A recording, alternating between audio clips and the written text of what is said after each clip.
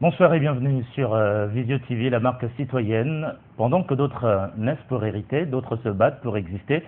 Mais heureusement, il est de gens effectivement qui lèvent leur voix pour dénoncer les injustices et les inégalités existantes dans les sociétés comme la nôtre, la société camerounaise. Vous l'aurez compris, on s'excuse du retard, mais nous recevons en exclusivité sur le plateau de Visio TV le président Mpondol, son Excellence Jean-Marc Ngos. Il vous l'expliquera tout à l'heure. Il est le président de PEA 48, un parti politique créé en 2007 aux ambitions très longues. Bienvenue, président. Merci, mon cher. Alors, vous dites que vous êtes le président, le troisième président de la République camerounaise. Alors, j'ai envie d'entrer par cette question. Est-ce que vous ne vous attirez pas beaucoup d'ennuis quand vous le dites devant les masses? Vous savez, quand un peuple est meurtri, quand un peuple affronte des difficultés depuis les temps immémoriaux, il prie, parce que c'est le dernier recours qu'il a. Alors, parce qu'il prie, l'Éternel vivant, l'Éternel omnipotent, omniprésent, omniscient, un jour en vient écouter ses prières. Et comme hier, il a fait pour le peuple d'Israël en choisissant le roi David pour succéder à Saül, qui dans le livre de Colomain signifie Paul, il décide aujourd'hui de choisir un berger, Jean-Marc Ngos. Non pas berger parce que David gardait les moutons, non pas berger parce que Jean-Marc Ngos va garder les moutons, mais berger parce qu'il prendra soin du peuple de Dieu. Aujourd'hui, je dis une chose. Dans l'univers, il y a des saisons. Dieu nous dit, observez la nature ne vous enseigne-t-elle pas. Et quand on observe la nature, il s'avère que chaque saison a ses réalités. Nous sommes à la fin d'une saison dans notre pays. Une nouvelle saison va démarrer. Je crois le plus lourd qu'elle démarre avec les patriotes. De toutes les façons, dans nos convictions, Dieu est devant. Nos voisins sont derrière. Et puis nous, à la fin. Parce que je dis, si les politiques prennent sur eux de se dire Dieu d'abord, le peuple ensuite, et nous à la fin, il n'y a pas de raison qu'il y ait dans nos sociétés tout ce qu'on vit aujourd'hui. Mais seulement, je ne dis pas que la classe politique était pourrie, loin de là. Je pense que même dans le sac de tomates le plus avarié, vous trouverez quand même de bonnes tomates. Alors, je dis, on a souvent vu, moi d'abord, moi ensuite, moi encore, et le minable peuple en bas. Il faut que ça s'arrête. La situation a assez duré. Nous nous disons, nous sommes convaincus qu'il vaut mieux avoir une raison de vivre que de vivre sans raison. Nous sommes convaincus qu'il vaut mieux être un acteur de son destin qu'en être un spectateur. Ceci dans le strict respect des institutions et du jeu démocratique. Alors, je reprécise encore ma question. Quand vous dites, vous avez organisé un meeting il y a quelques jours, justement, à la faveur duquel vous avez dit haut et fort que vous êtes convaincu que vous êtes le troisième président de la République camerounaise. Alors, est-ce que vous ne vous attirez pas des ennuis quand vous le dites comme ça, haut et fort devant les masses, monsieur son Excellence Jean-Marc Ngos? S'il en était encore besoin, je le répéterai encore et encore et encore. Vous savez, il faut avoir des visions. Rester ferme dans la vision qu'on a. Samson avait une vision. Quand il l'a perdu, Dalila lui a coupé les cheveux. Nous avons une vision, il y a un chef qui est là, que nous respectons, que nous accompagnons. Mais parce qu'on est conscient qu'il n'est pas éternel, il faut préparer demain. Et le président Bongo aime si bien le dire, demain se prépare aujourd'hui. Et quand nous faisons la lecture sociétale, nous avons confiance à l'éternel qui nous dote de cette mission. Nous avons confiance au peuple camerounais qui a une grande capacité d'analyse et de discernement aujourd'hui. Et je l'affirme avec force et conviction, je suis le prochain chef de l'État de ce pays, n'en déplaise aux incrédules. Parce que c'est là la mission que Dieu m'a assignée. Quand Moïse devait libérer le peuple d'Israël, il a su qu'il était le libérateur. Il a abandonné les grâces du palais de Pharaon pour se battre aux côtés du peuple. Quand le Christ devait accomplir sa mission, il a su qu'il était le Messie. Mais il n'a pas crié sur les toits qu'il était le Messie. Il l'a dit, à haute et intelligible voix. Il a dit, c'est vous qui le dites. Non, il a dit à haute et intelligible voix. Il a dit, vous ne savez, vous ne pouvez pas accomplir une mission spirituelle si vous ne le savez pas avant. Pour la petite histoire, le président Ijo, quand il rencontre son épouse, Germaine à l'époque, c'est M. Kamé parce qu'il lui fait la cour. je parle devant les médias, c'est M. Kamel qui va lui dire, écoute, mais mon ami est le prochain chef de l'État. Alors la suite, on la connaît. Alors vous parlez beaucoup de Dieu, vous faites des déclarations, vous parlez toujours de Dieu. Est-ce que ce n'est pas un peu comme l'un de ces pasteurs, effectivement, qui était candidat aux élections en 2011, disant qu'il a eu la révélation divine, mais il n'en a rien été? Vous savez, j'ai un principe. Pour ceux qui me connaissent, je ne m'occupe pas de la vie privée des gens, je m'occupe des gens privés de vie. Donc ne me demandez pas de parler de ce que je ne sais pas. Je ne juge pas les autres parce que je ne prends pas le soin de les juger. Le seul soin que j'ai à cœur à longueur de journée, c'est comment apporter des réponses au peuple qui mine, aux problèmes qui minent le quotidien des Camerounais. Comment apporter des réponses claires et efficientes au quotidien des Camerounais. Voilà ma préoccupation. Donc, que les gens disent ci ou ça, on n'empêche pas la pensée de se balader. Elle prend le sens qu'elle veut. Vous comprenez? Mais je vous dis une chose. Je suis à la tête d'un parti politique qui ne se croit légalisé. Je n'invente pas la roue. Le 46 est un héritage des nationalistes. Les gens sont morts pour l'esprit d'avril 48. Cet esprit d'avril 48 a apporté beaucoup à notre patrie. Nous sommes convaincus qu'elle peut encore apporter beaucoup. En 2007, pour votre gouvernement, j'ai adressé une correspondance au chef de l'État en place, où je lui ai apporté les pistes de réflexion. L'année de la création de votre parti politique. Et voilà, vous le dites. Et c'est ça. Je lui ai apporté des propositions qui étaient censées lui permettre de l'accompagner, si vous voulez, d'œuvrer pour un magistère radieux et porteur pour le Cameroun. Au vu de ce qui a été fait plus tard, nous estimons que nous avons été compris. Voilà notre vision de la politique. La politique pour nous ne doit plus être l'instrumentalisation des masses. La politique pour nous ne doit plus consister à casser, brûler, à déstabiliser les institutions de la République. On ne peut pas casser une nation parce qu'il faut qu'on accède au trône. Autrement dit, on gérera un pays dévasté. On aura besoin encore d'aller s'endetter auprès des institutions de Bretton Woods. Et on aura une fois de plus hypothéqué l'avenir de nos descendants. Les partis politiques n'appellent pas à casser, mais ce que je veux savoir, on a des partis politiques en face de l'opposition, on a l'UPC, le Manidem également, qui ont des noms un peu républicains, j'ai envie de le dire, mais vous, quand vous parlez de parti d'avril 48, ça je ne comprends pas, c'est quoi exactement? D'où vous vient cette inspiration? Une nation se compose des morts qui la fondent et des vivants qui la continuent. Nous sommes les héritiers de ceux qui sont morts, les associés de ceux qui vivent la providence, de ceux qui naîtront. De toutes les façons, parce que rien n'est nouveau sous le soleil, Nietzsche le disait si bien, tout va, tout revient, éternellement roule la roue de l'être.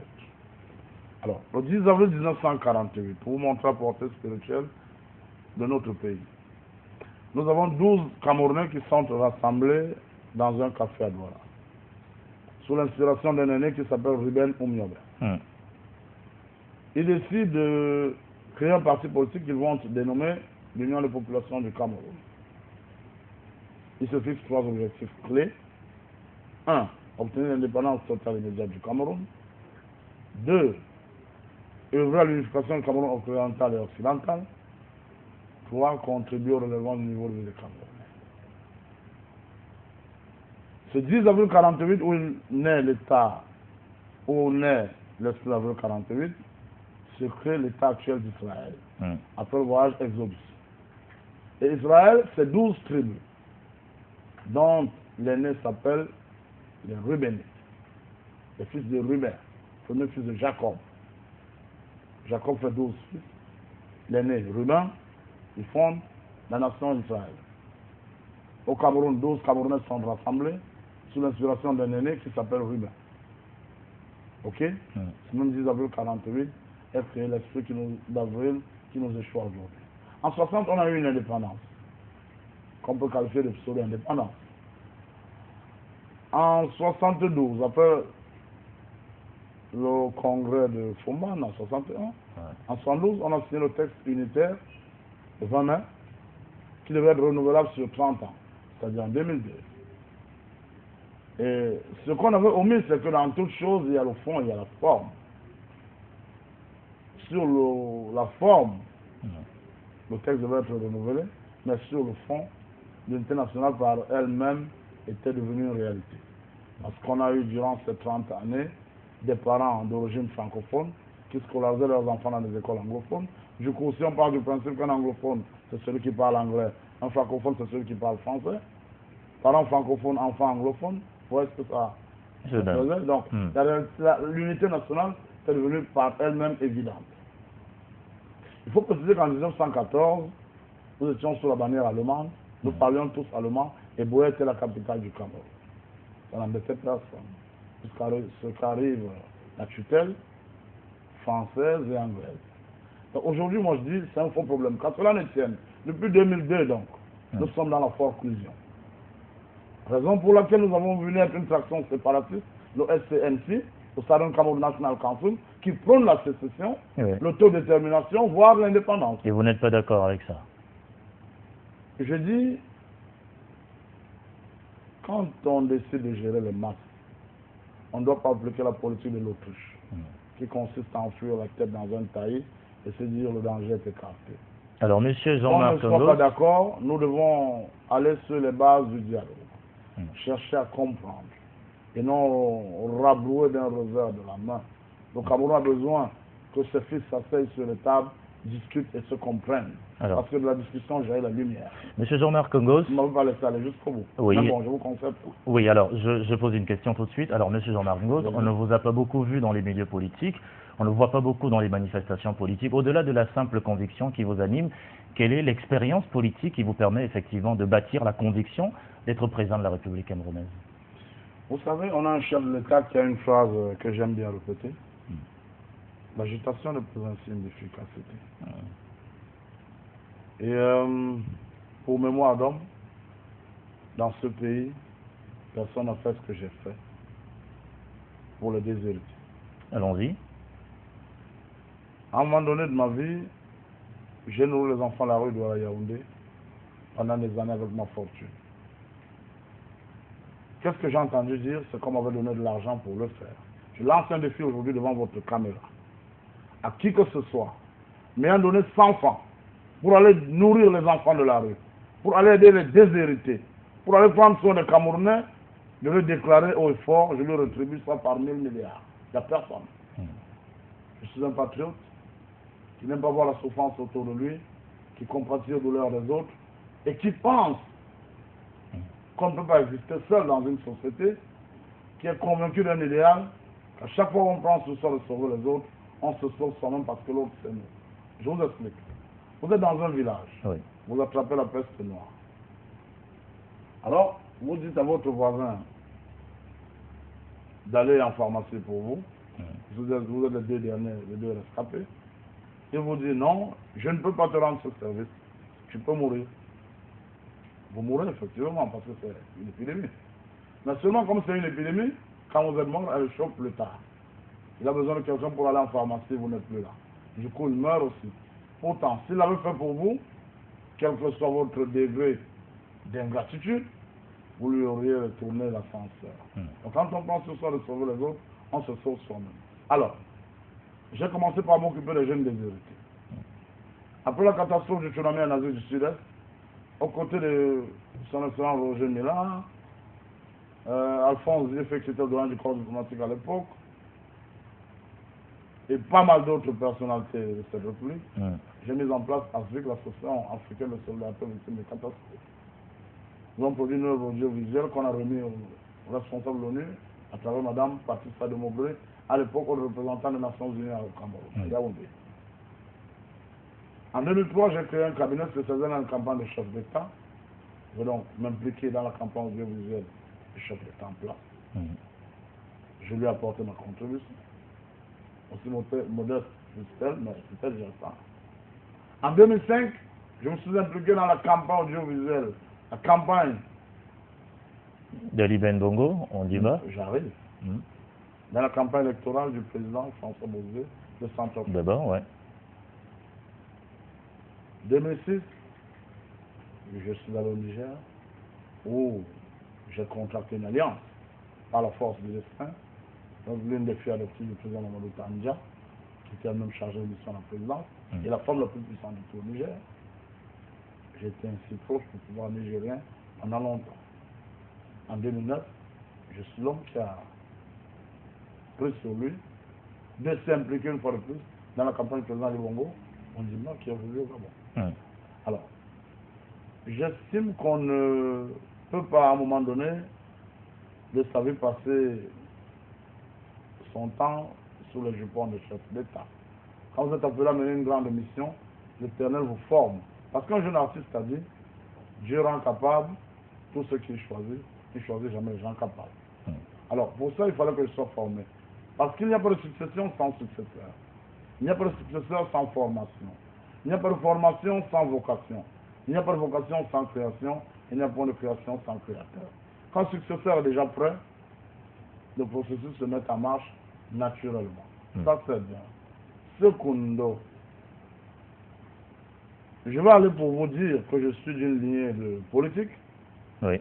Mon grand-père était le boulanger des nationalistes pendant la guerre de l'indépendance. M. Diop Jean-Marc à Makat, très précisément. Mon père en 91, M. Ngos Félix, qu'on a vu récemment aux côtés des employés de la CDE pendant la grève, c'est ce grand homme qu'on a voulu corrompre qui a dit non, vous donnez gain de cause aux employés. Je suis son Dieu fils. La mangue ne tombe pas loin du mangue. Les chiens ne font pas les chats. Et en avant le reconnaître, c'est fou. Marie fin de mère, que la paix soit sur elle là où elle est, était impliquée dans les services spéciaux de l'UPC. Mon père, pour parler de lui, a abrité le congrès unitaire de l'UPC en 91 en Consamba. Et ce sont des gens qui se sont battus pour la nation, mais vous, quand on vous regarde, permettez que je le dise, vous avez des montres en diamant, vous avez des chaînes en diamant, en or et tout cela. Comment vous pouvez prétendre aider les plus démunis et tout ça en ayant toute cette, j'allais dire, cette insolence matérielle? Pour vous qui gouverne, un aveugle n'en guide pas un autre. Autrement dit, l'entraîne tout droit vers le fossé. L'Éternel, parce que je suis son serviteur, est un Dieu de richesse. Il n'y a pas eu plus riche que le roi Salomon. Il n'y a pas eu plus riche que le roi David. Il n'y a pas eu plus riche que Jésus. Il n'y a pas eu plus riche que Moïse. Il n'y a pas eu plus riche que Joseph. Est-ce que ce n'est pas cette richesse qui vous donne de prétendre au trône? Vous me posez une question, permettez que je réponde. Un serviteur de Dieu ne dort jamais affamé. Si vous dormez affamé, alors que vous prétendez servir l'Éternel, c'est un Dieu mort que vous servez. Parce que l'Éternel au quotidien prend soin des oiseaux. Ces oiseaux qui le chantent à l'aube, à longueur de journée, à tue-tête, il les nourrit chaque jour.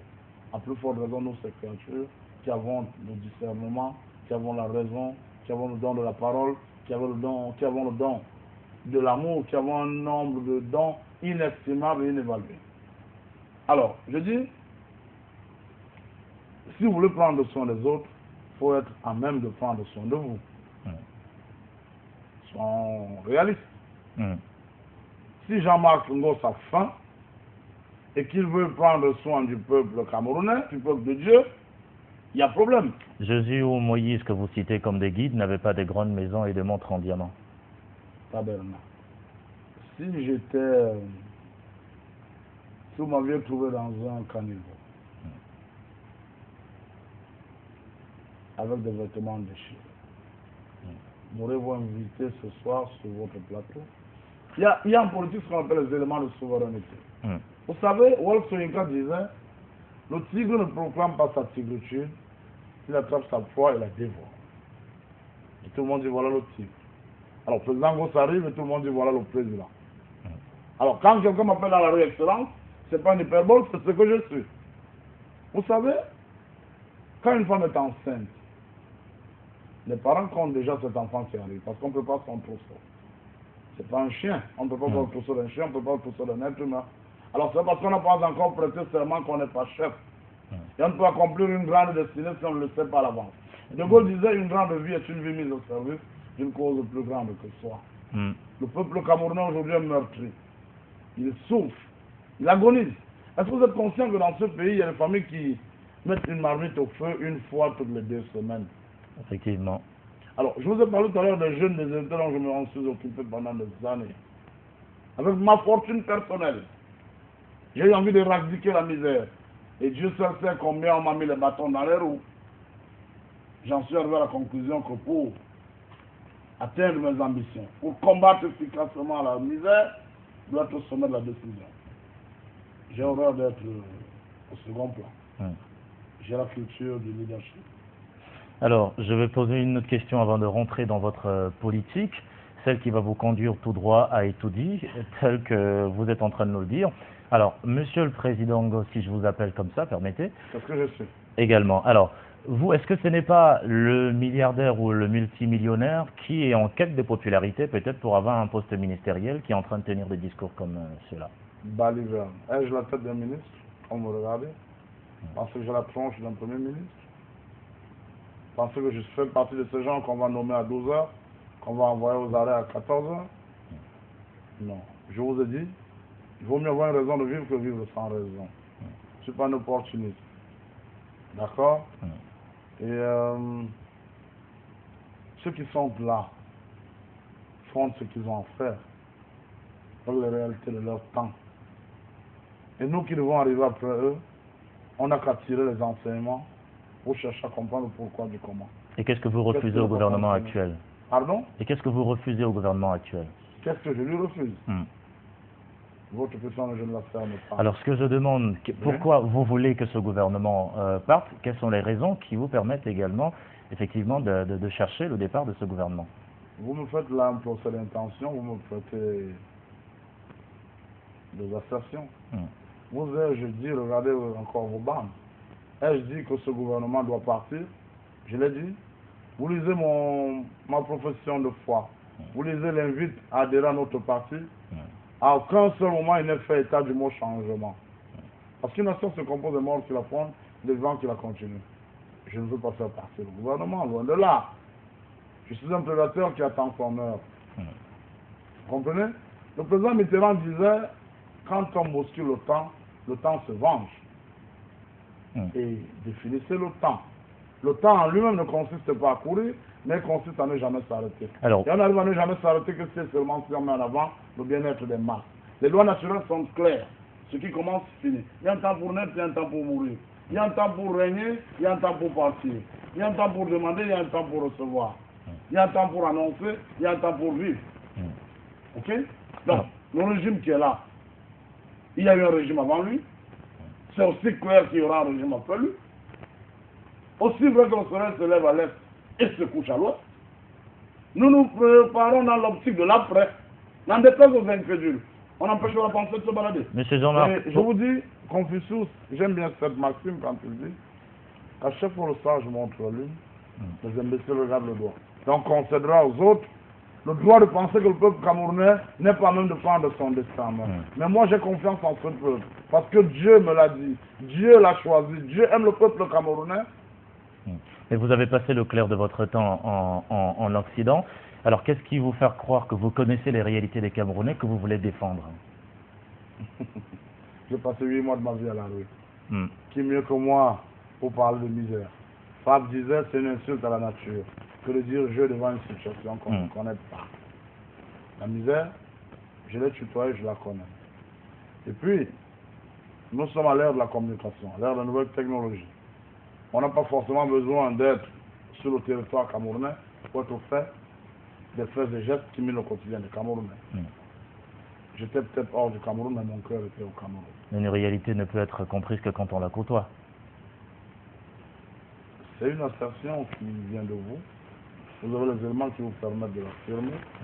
Je dis, on n'empêche pas la pensée de se balader. Il s'avère que moi, Jean-Marc Ngos, l'Éternel m'a demandé de reculer pour mieux sauter. Et c'est ce que vous avez fait. Et je vous ai dit tantôt, l'agitation n'est pas un signe d'efficacité. Vous comprenez? En même temps, sachez une chose, mon cher Luc, que deux étoiles ne brillent pas au même endroit. Une étoile s'éteint, une autre commence à briller. Quand deux étoiles se retrouvent au même endroit, ça crée un clash comme on l'a vu en Côte d'Ivoire. Pour l'instant, le Cameroun a un chef. Il a un nom. Il est aux affaires. Mais parce qu'il est un être humain, il est mortel, il le dit lui-même. Il le dit si bien lui-même. Il va partir. Mais quoi après lui? Quand il sera parti, c'est les Chinois, les Burkinabés, les Tchadiens Il y a Les plein... Américains, les Français qui viendront dessiner l'avenir du Cameroun de nos enfants. On a plus d'un Camerounais capable de diriger après le président actuel. Je ne lui souhaite pas un départ aussi rapide. Alors, Monsieur Jean-Marc Si vous Ngos, avez des Camerounais prêts à diriger après lui. Monsieur Jean-Marc Ngos, vous le savez très bien, nous sommes à l'ère où les manifestations sont quasiment interdites sur l'ensemble du territoire, notamment les manifestations d'oppositionnels. Alors vous avez organisé un très grand meeting sous le regard quasi approbateur de l'autorité. Alors, est-ce que ça ne veut pas dire que vous êtes un petit peu de mèche avec le pouvoir en place, qui vous accepte d'organiser un grand meeting? Je vous ai dit tout à l'heure que si nationalité c'est contentement, ça c'est contre. On se contente de personnalité. Mais la contrainte devrait avec l'État. On est dans un État républicain. S'il est aussi vrai que le PEA 48 et le président que je suis respectons les institutions, il est de bon ton que l'État nous renvoie l'ascenseur. Vous savez, je vais vous dire, jeune homme, le respect